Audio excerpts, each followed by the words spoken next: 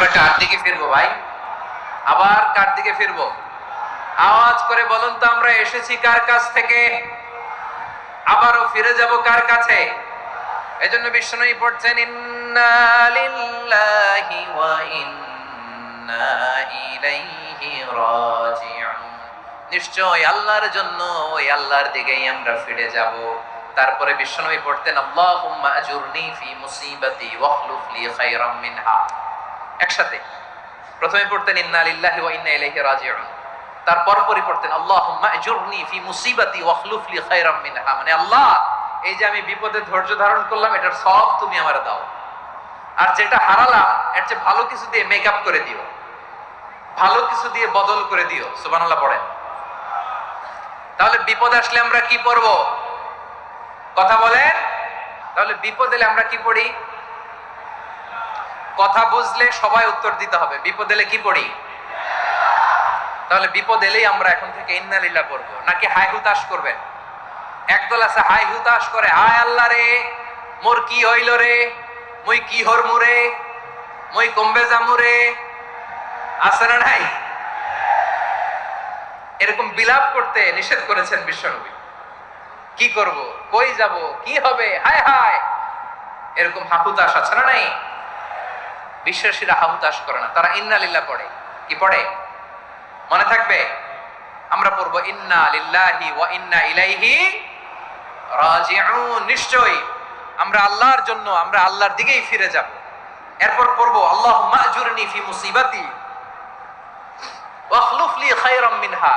আল্লাহ, আমি যে বিপদে ধৈর্য ধারণ করলাম এটার সওয়াব দিও, আর যা হারালাম তার চেয়ে ভালো কিছু দিয়ে বদল করে দিও। সুবহানাল্লাহ পড়েন। বিশ্ব নবীর হাদিস শুনলেন উম্মে সালামা রাদিয়াল্লাহু তাআলা আনহা। ওনার স্বামী হলো আবু সালামা। মজার ঘটনা খেয়াল করে শুনেন আমার প্রিয় কলিজার টুকরা ভাইয়েরা। সালামা রাদিয়াল্লাহু তাআলা আনহা, ওনার স্বামীর নাম আবু সালামা। শ্রেষ্ঠ দম্পতি, শ্রেষ্ঠ ফ্যামিলি। প্রথমে হিজরত করেছিলেন হাবাসায়, পরে হিজরত করেছেন মদিনায়। কাল করল উম্মে সালামা রাদিয়াল্লাহু তাআলা আনহা কেঁদে কেঁদে হয়রান। আর নবীর শিখানো বাণী অনুযায়ী তিনি বারবার পড়ছিলেন ইন্না লিল্লাহ। কি পড়ছিলেন? জামু, কি হরমু, এগুলো বলে নাই। কি বলছে? ইন্না লিল্লাহ। যেহেতু বিশ্বনবী বলেছেন কেউ যদি বিপদের প্রথম ধাক্কায় পড়ে ইন্না লিল্লাহি ওয়া ইন্না ইলাইহি রাজিউন, আল্লাহুম্মা আজুরনি ফি মুসিবাতি ওয়াখলুফ লি খায়রাম মিনহা, তাহলে এই বিপদে যে সে যা হারালো তার চেয়ে শ্রেষ্ঠ কিছু দিয়ে আল্লাহ তার বদল দিয়ে দিবে। এই হাদিস শুনে উম্মে সালামা রাদিয়াল্লাহু তাআলা আনহা ওনার প্রাণ প্রিয় স্বামী আবু সালামার ইন্তেকালের পরে চোখের পানি ছাড়ে, আর পড়ে ইন্না লিল্লাহি ওয়া ইন্না ইলাইহি রাজিউন, আল্লাহুম্মা আজুরনি ফি মুসিবাতি ওয়াখলুফ লি খায়রাম মিনহা। বারবার এই দোয়া পড়ে চোখের পানি ছাড়ে, এই দোয়া পড়ে চোখের পানি ছাড়ে, আর মনে মনে বলে আবু সালামার মতো ভালো মানুষ মদিনাতে নাই, আবু সালামার চেয়েও ভালো মানুষ মদিনাতে নাই, তার চেয়ে ভালো মানুষ কি করে আল্লাহ তাআলা আমারে দিবে, তার চেয়ে ভালো মানুষ তো আমি মদিনাতে দেখি না। চোখের পানি দিয়ে বুক ভাসায় আর নবীর হাদিসের উপর আমল করে পড়ে ইন্না লিল্লাহি ওয়া ইন্না ইলাইহি রাজিউন, ইন্না লিল্লাহি ওয়া ইন্না ইলাইহি রাজিউন। পড়তে পড়তে চোখের পানি ছাড়ে, আর চিন্তা করে বিশ্বনবী বললেন এই দোয়া পড়লে যেটা হারালাম তার চেয়ে ভালো কিছু দিয়ে আল্লাহ পুরস্কার দেয়। আবু সালামার চেয়ে ভালো মানুষ মদিনার মধ্যে আর কে হতে পারে? কি আজীব তামাশা, কি অবাক করা ঘটনা। কিছুদিন পরে দেখা গেল সাইয়্যিদুল মুরসালিন রাহমাতাল লিল আলামিন স্বয়ং বিশ্ব নবী উম্মে সালামাকে বিয়ের প্রস্তাব পাঠিয়েছে। স্বয়ং বিশ্ব নবী উম্মে সালামা রাদিয়াল্লাহু তাআলা আনহাকে বিয়ের প্রস্তাব পাঠিয়েছেন। উনি রাজি হয়ে গেলেন, বিয়ে হয়ে গেল, উনি হয়ে গেলেন উম্মুল মুমিনিন, আমাদের মা, পুরো মুসলিম উম্মার মা। চিৎকার করে বলেন আল্লাহু আকবার। তাহলে আমার প্রাণ প্রিয় ভাইয়েরা, বিপদে পড়লে আমরা পড়বো ইন্না লিল্লাহি ওয়া ইন্না ইলাইহি রাজিউন, আল্লাহুম্মা আজুরনি ফি মুসিবাতি ওয়াখলুফ লি খায়রাম মিনহা। পড়বেন? পড়বেন না? যারা যারা বিপদ আসলে এই দোয়াটা পড়বেন এখন থেকে আওয়াজ করে ইনশাআল্লাহ বলেন। যা হারাইছেন তার চেয়ে শ্রেষ্ঠ জিনিস দিয়ে বদলা দিবে কে? বিশ্বাস হয়? একটু সন্দেহ লাগে মনে হয়, একটু সন্দেহ সন্দেহ আছে? যাদের বিশ্বাস হবে তাদের কি আল্লাহ উত্তম বদলা দিবে, ঠিক কিনা বলেন? তাহলে বিপদে পড়লেই প্রথমে আমরা এটা পড়ব। আমার মায়েরা, আমার বোনেরা, আপনারা এই দোয়াগুলো পড়বেন, আপনার স্বামীকে শেখাবেন, সন্তানকে শেখাবেন, আপনার পুরো পরিবারটাকে জান্নাতের টুকরো বানিয়ে দিবে কে? তাহলে বিপদ আসলে প্রথমে কি পড়তে হবে এটা জেনে গেলাম। এরপরে বিপদ আসলে নিজেকে কি করে আল্লাহর কাছে সঁপে দিতে হয় এটাও জানার দরকার আছে না নাই? বিপদে প্রথমে ইন্নালিল্লাহ পড়লাম, ধৈর্য ধারণ করলাম, বিপদ থেকে উদ্ধারের সর্বোচ্চ চেষ্টা করলাম। আমার কাজ যখন শেষ তখন আমি আমার এই বিষয়টা আল্লাহর কাছে সঁপে দিব। কার কাছে সুপর্দ করব? কার কাছে? বিপদে বললে কেমন করে নিজেকে আল্লাহর কাছে সঁপে দিতে হয় আসুন সাইয়েদনা ইব্রাহিম আলাইহিস সালামের জীবনী থেকে জানি। আল্লাহর খলিল ইব্রাহিম আলাইহিস সালাম আমাদের মতো সমাজ ব্যবস্থা পায় নাই, কেমন দিয়েছে কে? সুপর্দ করব কার কাছে? বিপদে বললে কেমন করে নিজেকে আল্লাহর কাছে সঁপে দিতে হয় আসুন সাইয়েদনা ইব্রাহিম আলাইহিস সালামের জীবনী থেকে জানি। আল্লাহর খলিল ইব্রাহিম আলাইহিস সালাম আমাদের মতো সমাজ ব্যবস্থা পায় নাই। আমরা জন্মের পরে আমাদের কানের ভেতরে আজান দিয়েছে কে? একামত দিয়েছে কে? আমাদের বাপ দাদারা আমাদের কানে আজান দিয়েছে কি? দেয় নাই। আমাদের জন্মের পরেই তো আজান, একামত, বাড়ির পাশে মসজিদ, প্রতিদিন আজান, জুমার খুতবা, প্রতি মাসে মাসে তাফসিরুল কোরআন মাহফিল, মসজিদ, মিনারা, অভাব নাই। ঠিক কিনা বলেন? আপনি যেই সুন্দর ইসলামিক এনভায়রনমেন্ট পেয়েছেন, আমাদের ইব্রাহিম খলিল উনিও কি এরকম পেয়েছিলেন? হ্যাঁ, উনি জন্মের পর পরে ওনার কানে আজান দিছে কেউ? আমার প্রিয় ভাইরা, আগা গোড়া একটা শিরকি পরিবেশ উনি জন্মগ্রহণ করেছেন। উনি ছাড়া ওই তল্লাটে একজনও আল্লাহর উপর বিশ্বাসী নাই। কল্পনা করতে পারেন? গোটা তল্লাটে, গোটা দেশে বিশ্বাসী মুমিন, আল্লাহর উপর বিশ্বাস স্থাপনকারী কয়জন? সবাই বলেন কয়জন? বাকি সব মুশরিক। বাকি সব মুশরিক নিজের সাথে নিজে শক্ত বোঝাপড়া করে, অ্যানালজি করে, সেলফ কনভারসেশন করে উনি মহা সত্যের সন্ধান পেয়েছে। উনি আকাশের তারা দেখে ভাবে মনে হয় এটাই আমার খোদা, পরে দেখে তারা নাই, মনে মনে বলে না তাইলে এটা না। আবার চাঁদ দেখে বলে চাঁদটা বড় মায়া লাগে, মনে হয় এটাই আমার রব, পরে দেখে চাঁদও নাই, কয় না এটা না। এরপরে দ্বিপ্রহরের জলজলে সূর্যটা খা খা করে গোটা পৃথিবীটারে রৌদ্র দিয়ে তাতিয়ে রাখে। তিনি ভাবলেন মনে হয় এটাই আমার রব, কারণ এটাই তো সবচেয়ে বড়। কিন্তু বিকেল বেলা ওই সূর্যটাও যখন চলে যায়, সাইয়েদনা ইব্রাহিম বলে না এটাও তো নাই, আমার খোদা যদি আমারে ছেড়ে চলে যায়, বিপদে পড়লে আমারে উদ্ধার করবে কে? এভাবে নিজের সাথে অ্যানালজি, সেলফ কনভারসেশন করতে করতে করতে তিনি মহা সত্যের সন্ধান পেয়েছেন। সুবহানাল্লাহ পড়েন। সব শেষে তিনি ডিসিশন নিয়ে ঘোষণা দিলেন, ইন্নী ওয়াজ্জাহাতু ওয়াজহিয়া লিল্লাযী ফাতারাস সামাওয়াতি ওয়াল আরদা হানিফান ওয়া মা আনা মিনাল মুশরিকিন।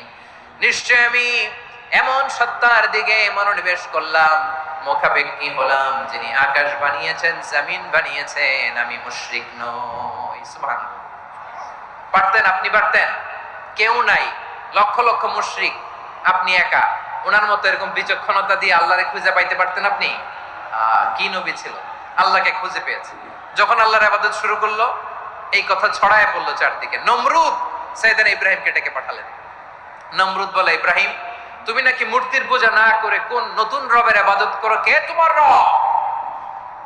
সাইয়েদনা ইব্রাহিম বললেন, রব্বি আল্লাযী ইউহয়ী ওয়া ইউমীত, আমি এমন রবের ইবাদত করি যিনি জীবন দেন, যিনি মৃত্যু দেন। নমরুদ বলে, তাই নাকি?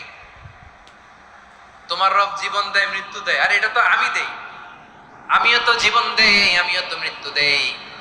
সাইয়েদনা ইব্রাহিম বললেন, কেমন করে তুমি জীবন দাও, মৃত্যু দাও, একটু দেখাও তো। নমরুদ জেলখানা থেকে দুজন কয়েদিকে ডেকে আনলো। কয়েদি এনে অর্ডার করলো, একটাকে এখনই শিরোচ্ছেদ, হেড অফ, ড্যাশ পেনাল্টি, মৃত্যুদণ্ড দেয়া হলো, ফিনকি দিয়ে রক্ত বের হলো। নমরুদ বলে, দেখো দুজনকে ধরে আনলাম, একজন কয়েদিকে দিলাম ডেথ পেনাল্টি, মৃত্যুদণ্ড, ওরে মৃত্যু দিলাম। আরেকজন যে দাঁড়িয়ে আছে, চাইলে ওরেও আমি মৃত্যুদণ্ড দিতে পারি, কিন্তু না, ওরে আমি দিব না, ওরে আমি বাঁচাইয়া দিলাম, ছেড়ে দিলাম, মানে জীবন দিলাম। দেখো ইব্রাহিম, তোমার চোখের সামনে একজনরে মৃত্যু দিলাম, আরেকজনরে জীবন দিলাম। আপাত দৃষ্টিতে তাই তো, একজনরে তো জীবন দিল, আরেকজনরে মৃত্যু দিল। সাইয়েদনা ইব্রাহিম এবার বিপাকে পড়ে গেলেন। কিন্তু এক একজন নবীকে আল্লাহ এমন উইজডম, এমন উইজডম বিচক্ষণতা দিয়ে এই জমিনে পাঠিয়েছেন, মুহূর্তের মধ্যে আল্লাহর খলিল ইব্রাহিম বললেন فإن الله يأتي بالشمس من المشرق فأت بها من المغرب فبهت الذي كفر। আল্লাহর খলিল ইব্রাহিম বললেন, নমরুদ বুঝলাম তুমি জীবন দাও মৃত্যু দাও দেখলাম, কিন্তু আমার রব আমার আল্লাহ প্রতিদিন সকালবেলা উষা লগ্নে ওই পূর্ব দিগন্ত থেকে সূর্যটাকে উদিত করেন, সাঁঝের বেলা বিকেল বেলা কুথুরি লগ্নে সন্ধ্যা বেলা ওই দ্বিপ্রহরের জল জলে সূর্যটাকে পশ্চিম দিগন্তে ডুবিয়ে দেন। মানে সকালবেলা পূর্ব দিক থেকে উদিত করা সূর্যটাকে পশ্চিম দিকে বিকেলে তিনি ডুবিয়ে দেন। তুমি যদি পারো ওই সূর্যটাকে পশ্চিম দিক থেকে উদিত করে পূর্ব দিকে ডুবিয়ে দাও। সুবহানাল্লাহ পড়বেন না?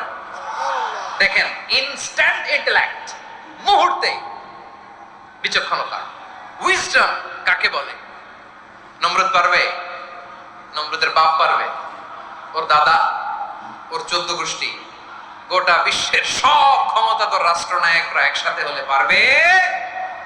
ফাবুহিতাল্লাযী কাফার পারে নাই, ব্যর্থ হয়েছে। এবার তেলে বেগুনে জ্বলে উঠেছে, রেগে মেগে আগুন বলে ফালকুহু ফিল জাহিম। ওর সাথে তর্ক নাই, না পেরে এবার এটারে আগুনে ফেলা। বিশাল বিশাল গাছ কেটে লাকড়ি এনে আগুনের কুণ্ডলি বানানো হলো, দাও দাও দাও দাও করে আগুন জ্বলে। আল্লাহর খলিল ইব্রাহিমকে আগুনে নিক্ষেপ করা হবে। আল্লাহর খলিল সাইয়েদনা ইব্রাহিমের হাতের মধ্যে রশি দিয়ে টাইট করে বাঁধা হলো, পায়ের মধ্যেও টাইট করে রশি দিয়ে বাঁধা হলো। আল্লাহর খলিল ইব্রাহিমকে আগুনের কুণ্ডলির মধ্যে ফেলা হবে। ওমিয়া, আপনি যে বিপদের কারণে ভয় পান, হতাশ হন, এটা কোনো বিপদ ওনার বিপদের সামনে? পটুয়াখালী আওয়াজ করে বলুন, সাইয়েদনা খলিল ইব্রাহিমের বিপদের সামনে আমাদের বিপদগুলো কোনো বিপদ? এটা কোনো বিপদই না, এটা কোনো বিপদই না। হাত পা বেঁধে টাইট করে নিক্ষেপ করা হবে, সিম্পলি ফেলা যাবে না, কারণ দাও দাও করে দ্য ব্লেজিং ফায়ার, এমন আগুনের কুণ্ডলি কাছে যাওয়া যায় না, আগুনের উত্তাপে নিক্ষেপ করা হবে। হাতে রশি বেঁধে পায়ে রশি বেঁধে আল্লাহর খলিল ইব্রাহিম আলাইহিস সালামকে আগুনের মধ্যে নিক্ষেপ করা হবে। আহা, এটার বলে অগ্নি পরীক্ষা। উনি অগ্নি পরীক্ষার সম্মুখীন হয়েছেন। এজন্য কঠিন পরীক্ষাকে আমরা অগ্নি পরীক্ষার সাথে তুলনা করি, ঠিক কিনা? সাইয়েদনা জিবরাইল এসে বললেন, ও আল্লাহর খলিল, ওরা তো আপনার হাতও বেঁধে ফেললো, পাও বেঁধে ফেললো, নড়াচড়ার সুযোগ নাই, বলেন আমি জিবরিল ফেরেশতা আপনার জন্য কি করতে পারি? আল্লাহর খলিল ইব্রাহিম বলেন, ও জিবরাইল, তোমার কাছে আমার কোনো চাওয়া পাওয়া নাই। সুবহানাল্লাহ বলেন। তোমার কাছে বলার কিছু নাই, তোমার সাহায্যের আমার দরকার নাই। সাইয়েদনা ইব্রাহিম আলাইহিস সালামকে হাতে পায়ে রশি বেঁধে হাত পা বাঁধা অবস্থায় জ্বলন্ত অগ্নিকুণ্ডে যখন নমরুদের দলবল নিক্ষেপ করবে, আল্লাহর খলিল কিভাবে নিজেকে আল্লাহর কাছে সঁপে দিয়েছেন, পটুয়াখালীর ভাইরা খেয়াল করে শুনুন। হাত পা বেঁধে আল্লাহর খলিলকে যখন নিক্ষেপ করা হবে, তিনি মুখ ফুটে বলে ফেললেন, হাসবুনাল্লাহু ওয়া নি'মাল ওয়াকিল। হাসবুনাল্লাহু ওয়া নি'মাল ওয়াকিল, আমার জন্য আল্লাহই যথেষ্ট, আমার জন্য আল্লাহই যথেষ্ট। তিনি আমার সবচেয়ে বড় গার্ডিয়ান, তিনি আমার সবচেয়ে বড় অভিভাবক। জিব্রাইলের সাহায্যে অফারকে ফিরিয়ে দিলেন। দুনিয়ার বুকে কারো কাছে কিছু বলেন নাই, মুখ ফুটে বলেছেন হাসবুনাল্লাহ। ও আমার পটুয়াখালীর প্রাণের ভাইয়েরা, খেয়াল রাখবেন, কোন বান্দা তার হাতে থাকা সব চেষ্টাটুকুন করার পরে মুখ ফসকে মুখ দিয়ে যখন বলে ফেলে হাসবুনাল্লাহ, বান্দা যখন হাসবুনাল্লাহ বলে ফেলে, ওই ব্যাপারটা ডিল করার দায়িত্ব স্বয়ং আল্লাহ আরশের উপর থেকে নিয়ে নেয়। আপনি যখন বলে ফেলবেন হাসবুনাল্লাহ, এটা ডিলিং করবে কে তখন? চিল্লায় বলেন না, তিনি কে? বান্দা তার সাধ্যের সবটুকু চেষ্টার পরে নতজানু হয়ে যখন বলবে হাসবুনাল্লাহ, আল্লাহ তুমি আমার জন্য যথেষ্ট, নি'মাল ওয়াকিল, তুমি আমার শ্রেষ্ঠ অভিভাবক, তখন তার কি দরকার না দরকার এটা ডিল করে স্বয়ং আল্লাহ। নিক্ষেপ করা হলো সাইয়েদনা ইব্রাহিমকে অগ্নিকুণ্ডলিতে। হাজার হাজার মানুষের দৃশ্য দেখার জন্য জড়ো হয়েছে এরকম বিশাল ময়দানে। কিন্তু কি অবাক করার ঘটনা, সবাই ভয় পাচ্ছিল, না জানে কি হয়ে যায়। আল্লাহর খালিলকে যখন আগুনের কুণ্ডলিতে নিক্ষেপ করা হয়, আল্লাহর খালিল ইব্রাহিম আগুনের কুণ্ডলের মধ্যে বসে বসে মানুষগুলোর দিকে তাকিয়ে হাসতে শুরু করে দেয়। কারণ আকাশ থেকে রব্বুল আলামিন স্পেশাল ভার্ডিক্ট নাজিল করেছেন, স্পেশাল হুকুম জারি করেছেন, কুলনা ইয়া নারু কুনি বারদান ওয়া সালামান আলা ইব্রাহিম। ও আগুন, খবরদার, সৃষ্টির শুরু থেকে তোকে একটা ধর্ম আমি বাতলে দিয়েছিলাম। তোর ধর্ম, আগুনের ধর্ম হলো যা পাবে জ্বালিয়ে সারখার করবে। আল্লাহ বলল, আগুন, তোর ধর্ম দিয়েছিলাম তুই সব জ্বালিয়ে পুড়িয়ে সারখার করে দিবি, কিন্তু ক্ষণিকের জন্য আমি তোর জ্বালিয়ে দেওয়ার ক্ষমতাটাকে কেড়ে নিলাম। জ্বালিয়ে ভস্ম করে দেওয়ার ক্ষমতা আমি কেড়ে নিলাম। কুনি বারদান, ঠান্ডা হয়ে যা, কিন্তু এত বেশি ঠান্ডা হবি না আবার আমার ইব্রাহিমের জন্য সর্দি লেগে না যায়। সুবহানাল্লাহ, এত আস্তে বললে হবে? কুনি বারদান, বারদ মানে বরফ, ঠান্ডা। ঠান্ডা হ, কিন্তু এত ঠান্ডা হবি না যাতে আমার ইব্রাহিমের কষ্ট হয়। আগুন বলে, আল্লাহ একবার বললাম ঠান্ডা হ, আবার বলো এত ঠান্ডা হবি না যাতে খালিলের সর্দি না লাগে। কেমন ঠান্ডা হব, কেমন এনভায়রনমেন্ট তৈরি করে দেব বলো? আল্লাহ বললেন, সালামান আলা ইব্রাহিম, আমার খালিল, আমার কলিজা, আমার ইব্রাহিমের জন্য তুই জান্নাতের গুল বাগিচা হয়ে যা। ও ভাই, নবী মুসার মতো ঈমান হলে রাস্তা হবে সাগর জলে, নবী ইউসুফের মতো ঈমান হলে একে একে দরজা খোলে। নবী ইব্রাহিমের মতো ঈমান যদি আজও থাকে বিদ্যমান, অগ্নিকুণ্ডে দেখতে পাবে খুবসুরত এক ফুল ভাগা। কুলনা ইয়া নারু কুনি বারদান ওয়া সালামান আলা ইব্রাহিম। বান্দা যখন মুখ দিয়ে বলে হাসবুনাল্লাহ, আমার আল্লাহ আমার জন্য যথেষ্ট, এই বলে যখন নিজেকে সঁপে দেয়, তার কি লাগবে ওই দায়িত্ব স্বয়ং নিয়ে নেয় কে? সবাই বলেন, স্বয়ং নিয়ে নেয় কে? তাহলে আমার প্রিয় ভাইরা, বিপদের শুরুতেই আমরা বলবো ইন্না লিল্লাহ। শুরুতে কি বলবো? এরপরে যেই বাক্যটা পড়ে নিজের পরিস্থিতিকে আল্লাহর দরবারে সঁপে দিব, সেটা হচ্ছে হাসবুনাল্লাহ। সেটা কি? বিষ্ণু বলেন, লা ইয়াজালু লিসানুকা রাতাবান মিন যিকরিল্লাহ। সব সময় আল্লাহর স্মরণ দিয়ে, জিকির দিয়ে জিহ্বাটারে সিক্ত রাখো। আর শয়তানু জাসিমুন আলা কলবি ইবনে আদম, শয়তান বনি আদমের কলবে খামচি মেরে বসে থাকে। ফাইদা যাকারাল্লাহ খালাসা, মানুষ যখন আল্লাহ স্মরণ করে জিকির করে, শয়তান দৌড়ে পালায়। ওয়া ইদা গাফালা ওয়াসওয়াসা, যখনই বনি আদম গাফেল হয় তখনই শয়তান তার হৃদয়ে ওয়াসওয়াসা দেয়। এজন্য বিপদে পড়লে ইন্না লিল্লাহ, নিজের সবটুকুন করার পরে, নিজের রোল প্লে করার পরে নিজেকে আমরা কি বলে সঁপে দিব? সবাই বলেন, সবাই বলতে হবে। আরো জোরে বলে, মনে থাকবে? বিপদে পড়লে প্রথমে ইন্না লিল্লাহ, এরপরে নিজেকে যখন সঁপে দিব তখন হাসব।